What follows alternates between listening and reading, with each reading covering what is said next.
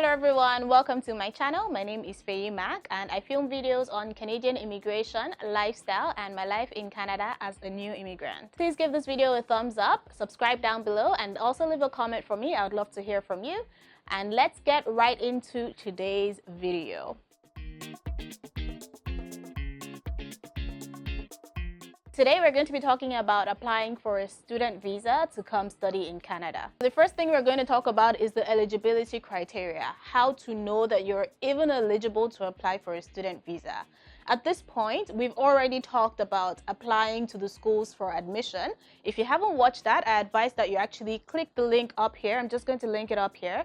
Kindly click on that and watch the video about applying to schools to gain admission in Canada. To be eligible to apply for a student visa in Canada, you have to have accepted admission to study in a designated learning institution. The link to the designated learning institution page will be linked in the description box down below. Make sure you check that out. The second eligibility criteria is to ensure that you're able to prove that you have the funds to study in Canada, meaning you have to have the entire tuition amount as well as additional, funds in the account to account for living expenses.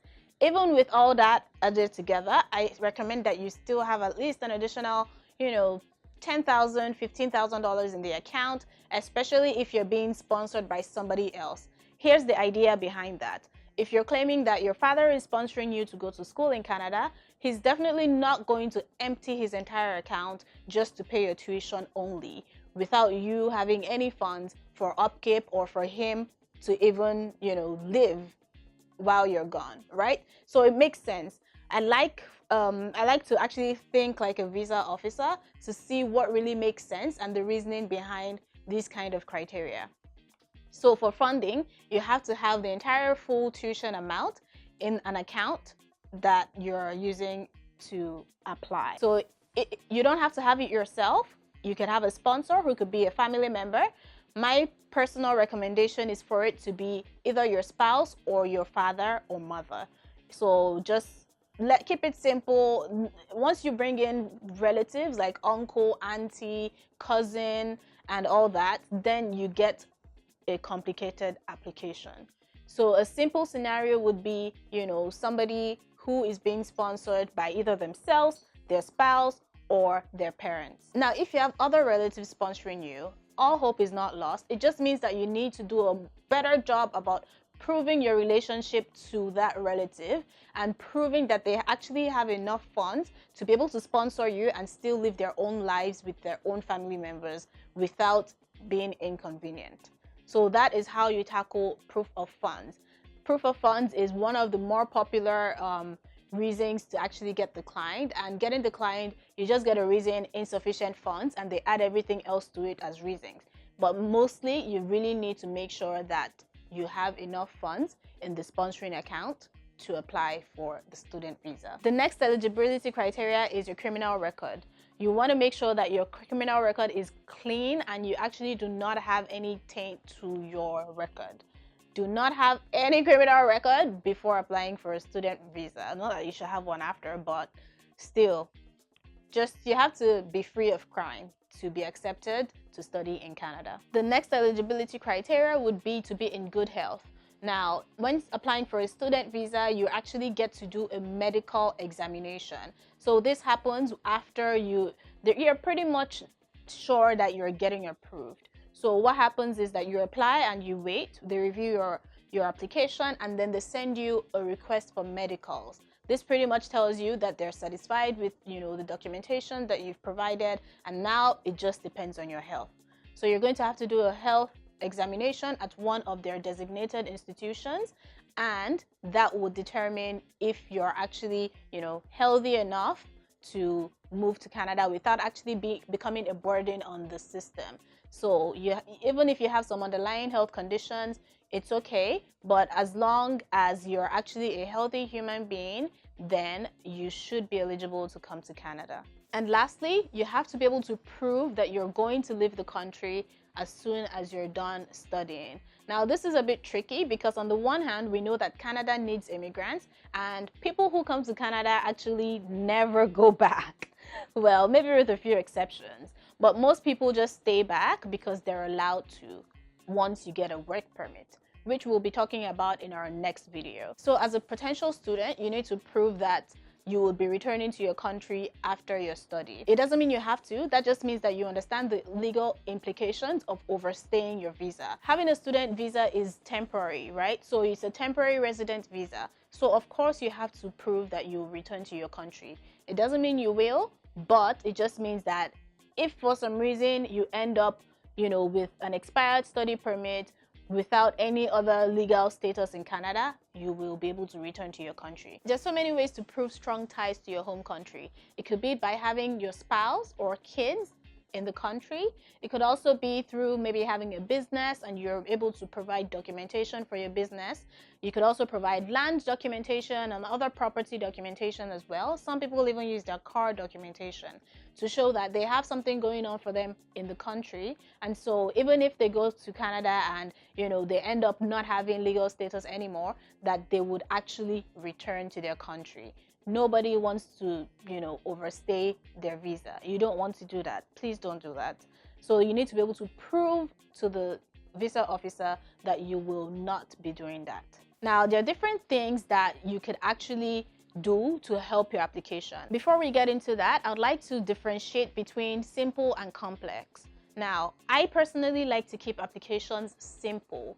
I like to keep applications simple, but not everybody's profile is actually simple. Not everybody would have their parent or spouse or themselves as their sponsor. Not everybody will be fresh out of school.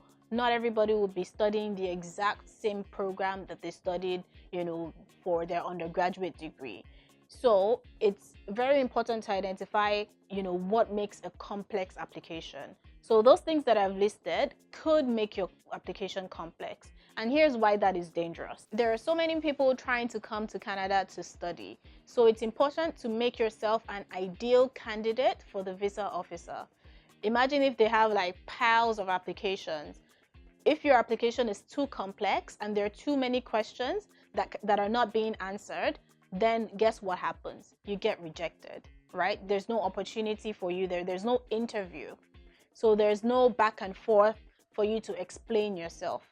So the complexity of your profile determines whether you should keep your application documentation simple or complex.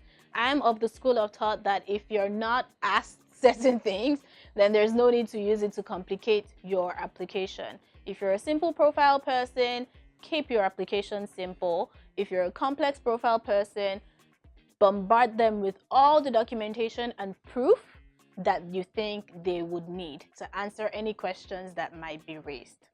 Remember, you don't have an opportunity to defend yourself during an interview. There is no interview. For students from certain countries, you actually don't need to go through the same process.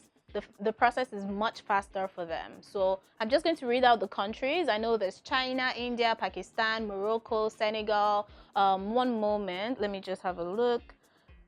Philippines and Vietnam. So if you're from any of these countries, you don't need to go through the entire process that I'm talking about right now because there's a special stream for you. So I'm sure you've probably heard of that by now if you're watching this video and researching schooling in Canada. For people in other countries, it's very important for you to be very time sensitive. You need to have a timeline. I've said in my previous videos that if you're looking to come to Canada to study, a graduate program, what you need to do is make sure that you start your process at least 9 months before the program starts. So if your program is starting in September, you want to at least start maybe in December or January. Get your admission and put your documentation together while you're waiting for admission. It's very important so that by the time your admission letter comes in, you're applying for the student visa immediately. Typically, if you're applying from Nigeria, it takes about 2 months for your application to get processed. It could be faster, it could be slower. So you have to give it a good buffer, just in case. You never know what would happen. For the student visa, you can decide to actually apply through the paper route or online. If you're watching this video, I'm hoping that you're tech savvy. Please apply online. It's much faster. You don't want to be waiting months and months and months for the paper route. I've heard a lot of stories too about, the office sometimes not returning certain sensitive documents. So please just make sure you have a system, and a system where you can use to scan. So whether it's your phone that you use as a scanner or a printer that has a scanner, make sure you have a scanner, a printer, and a computer that can do the job, basically. So aside the $150 fee that you'll be paying for the application, you still have to budget for other expenses as well. Some of the expenses would include the payment for the police clearance certificate. It could range anywhere from 4,000 naira to like 12,000 naira. So you really have to make sure that they don't cheat you. I've heard all sorts of amounts, and I personally paid 8,000 naira about 4.5 years ago, but some people actually paid like 4,000. So try to negotiate the price when you get there, I guess. Aside the police clearance certificate, you also have to budget for the medical examination fee. This will vary widely depending on what country you're in. On top of that, you'll be paying a fee to the visa application center. In Nigeria, we have the VFS.